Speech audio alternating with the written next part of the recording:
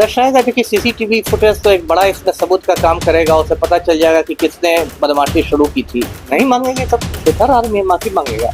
देखिए, चेतन आनंद को मैं पूरी तरह इस मामले में दोषी पाता हूँ। इसके डीएनए में ही खराबी है। इसका जो पिता है वो खूनी है और चेतन आनंद के भी मतलब डीएनए में उदंडता आ गई है, दबंगई आ गई है, गुंडई आ गई है। पिस्टल की बट से मारा जाता है गार्ड को, एम्स के गार्ड को, जो एम्स कहा जाता है कि बिहार के लिए बहुत खास हॉस्पिटल है। तकरीबन हजारों की संख्या में जो है पेशेंट वहां जाते हैं। तकरीबन 3 से 4 हजार लोग ओपीडी इमरजेंसी हर जगह पहुंचते हैं। उस एम्स में जो है विधायक चेतन आनंद जो जाते हैं अपनी पत्नी के साथ, और पत्नी डॉक्टर होती है। और कहा जाता है तमाम मीडिया रिपोर्ट्स के द्वारा कि अपने जो पिस्टल के बट से जो है गार्ड को मारते हैं। उसके बाद जो है हंगामा होता है, यानी कि एम्स के डॉक्टर भी उसके बाद जो एक्शन मोड में आते हैं। उसके बाद जो है लगातार हड़ताल चल रहा है एम्स के डॉक्टरों के द्वारा, और तमाम डॉक्टर्स ये कह रहे हैं कि हम लोग सेफ नहीं है। हम जानेंगे, जो पूर्व आईपीएस ऑफिसर अमिताभ दास सर हैं, इस मसले को लेकर के हम जानेंगे। सर, एम्स में इतनी बड़ी बवाल, चेतन आनंद और उनकी पत्नी, जिस तरीके से जो रिपोर्ट आ रहा है, क्या लग रहा है? ये कहानी अजीब लग रहा है ना? नहीं, अजीब तो नहीं। मैं पूरी बात दर्शकों को बताता हूँ। ये जो चेतन आनंद हैं, ये शिवहर से विधायक हैं। ये राष्ट्रीय जनता दल के टिकट पर बने थे, लेकिन बाद में पलटू राम के खेमे में चले गए। और इनका जो पिता है आनंद मोहन, वो बहुत खूंखार अपराधी है। उसने एक आईएएस ऑफिसर का खून कर दिया था। सुप्रीम कोर्ट ने उसको उम्र कैद की सजा सुनाई थी, और 2 साल पहले पलटू ने उसको जेल से बाहर कर दिया। और चेतन आनंद की जो माँ है लवली आनंद, वो शिवहर से जदयू की लोकसभा एमपी है। ये पूरा परिवार राजनीतिक है। चेतन आनंद का छोटा भाई अंशुमान आनंद, उसके भी विधानसभा चुनाव लड़ने की चर्चा है। अब ये तो पूरा मामला है, 2-3 दिन पुराना है। इसमें मामला ये है कि चेतन आनंद पटना में चलाता है एक पाटलिपुत्र शूटिंग एकेडमी। उसमें वो मतलब निशानेबाजी का प्रशिक्षण देता है। उसी एकेडमी का एक लड़का था अंकित यादव, जो दुर्घटनाग्रस्त हो गया था, काफी चोट आई थी, तो उसको एम्स पटना में भर्ती कराया गया था, जो अखिल भारतीय आयुर्विज्ञान संस्थान है। अब 2-3 दिन पहले चेतन आनंद और उसकी वाइफ है डॉक्टर आयुषी सिंह, जो खुद भी एक डॉक्टर है, ये दोनों रात के 12 बजे के आसपास आधी रात में पहुंच गए। तब तक एम्स में मुलाकातियों वाला समय खत्म हो गया था। हर अस्पताल का एक अनुशासन है, मिलने का एक वक्त होता है। और चेतन आनंद के साथ जो अंगरक्षक थे, बॉडीगार्ड्स जो थे, चेतन आनंद चाह रहा था कि वो उनके साथ अंदर घुसे हथियारों के साथ। तो इस पर सुरक्षा कर्मियों ने एतराज किया, जो एम्स के सुरक्षा कर्मी है। तो उस पर चेतन आनंद ने उनको पिस्टल के बट से मतलब उनको चोट लगाया, और उसके बाद सारे सुरक्षाकर्मी इकट्ठा हो गए।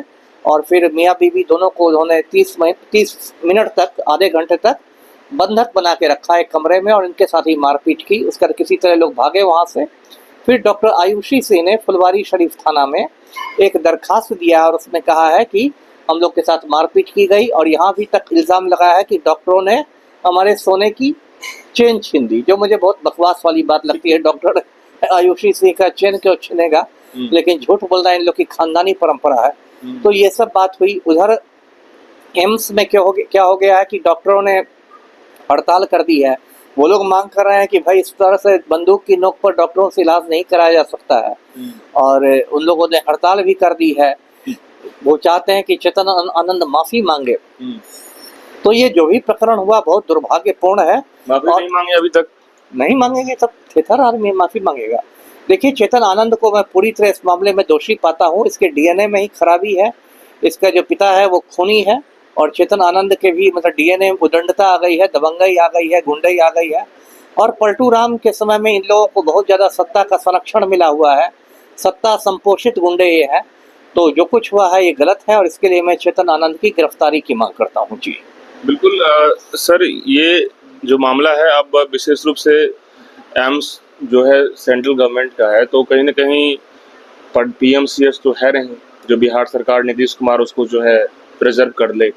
एम्स का एक अपना डिसिप्लिन है, और प्रोफेशनल जितने भी डॉक्टर्स की टीम है, तो सीसीटीवी फुटेज भी खंगाले जा रहे हैं। दोनों तरफ से एफआईआर कर दी गई है।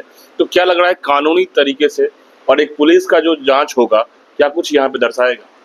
दर्शाएगा। देखिए सीसीटीवी फुटेज तो एक बड़ा इसमें सबूत का काम करेगा, उसे पता चल जाएगा कि किसने बदमाशी शुरू की थी। देखिए मतलब एक अजीबोगरीब स्थिति है। मैंने कहा पलटू राम की जो पार्टी है जदयू, उसके एक विधायक हैं गोपाल मंडल, वो अक्सर आप देखेंगे सुर्खियों में रहेंगे और इसी तरह की मतलब ऊट पटांग हरकतों की वजह से।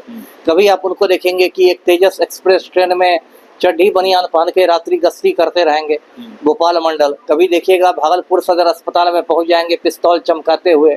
कभी देखिएगा किसी महिला के गाल पर करेंसी नोट चिपकाते रहेंगे। तो इन विधायकों ने, लोग कहते हैं कि हम माननीय विधायक हैं, हमें आप माननीय लगाइए, लेकिन इनका आचरण जो होता है ना वो माननीय वाला नहीं रहता है। इनका आचरण सड़क छाप गुंडों के जैसा रहता है। ये अब खुद को भी शर्मसार करते हैं, अपनी गरिमा को भी तार तार करते हैं और पूरे लोकतंत्र को शर्मसार करते हैं। जी, क्या यहाँ पे चेतन आनंद और उनकी पत्नी का जो आचरण दिख रहा है, क्या लग रहा है? मैंने कहा ना कि एकदम, पत्नी के बारे में तो मैं नहीं कह सकता, लेकिन चेतन आनंद का तो एकदम गुंडई वाला आचरण है। और चेतन आनंद लोग देखिए झूठ बोलना इन लोग में, मैं फिर कहता हूँ डीएनए में है। मैं दर्शकों को याद दिलाऊं, चेतन आनंद विश्वास मत के एक रात पहले तेजस्वी यादव के घर में बैठे हुए थे और एकदम संगीत का आनंद ले रहे थे आग जला के। और इधर पलटू राम के साथ आनंद मोहन की वार्ता चल रही थी सीएम हाउस में।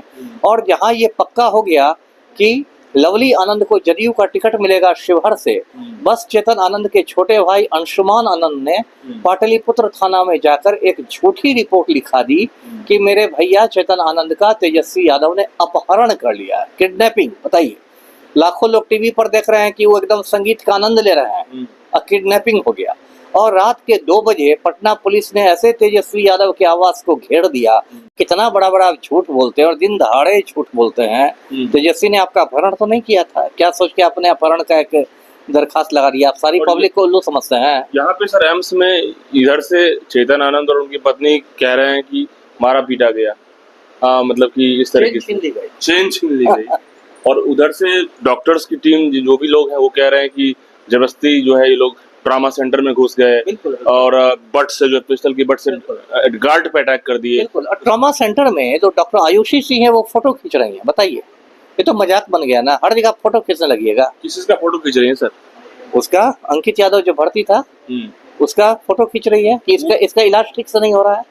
तो सर वो डॉक्टर है या फिर नहीं, मान लीजिए डॉक्टर हैं भी, मान लीजिए बहुत बड़ी ही डॉक्टर हैं, तो आपको दूसरे के मामले में आप क्यों टांग अड़ा रही हैं? फिर वो डॉक्टर ठीक से काम कर पाएगा।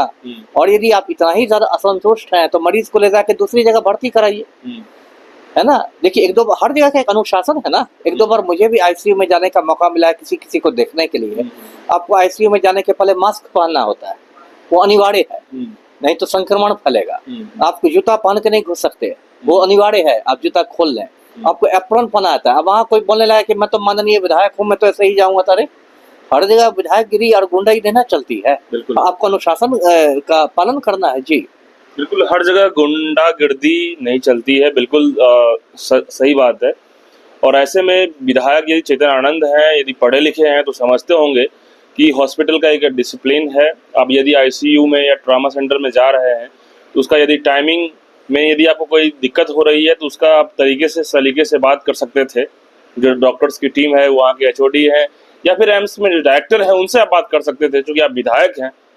लेकिन आप बात नहीं करके और इस तरह से यदि खुद बंदूक की नोक से, यदि जिस तरह से डॉक्टर्स के द्वारा कहा जा रहा है कि बंदूक की नोक से इलाज करवाने चले थे, तो कहीं ना कहीं ये तो बिहार के लिए शर्मनाक बातें हैं। क्योंकि जब विधायक ही इस तरह गुंडागर्दी करने शुरू कर देंगे तो फिर हॉस्पिटल्स में क्या होगा, ये बहुत बड़ी बात है। ऐसे में तमाम लोग क्या सोचते हैं इस मसले को लेकर के कमेंट बॉक्स में बताइएगा। धन्यवाद।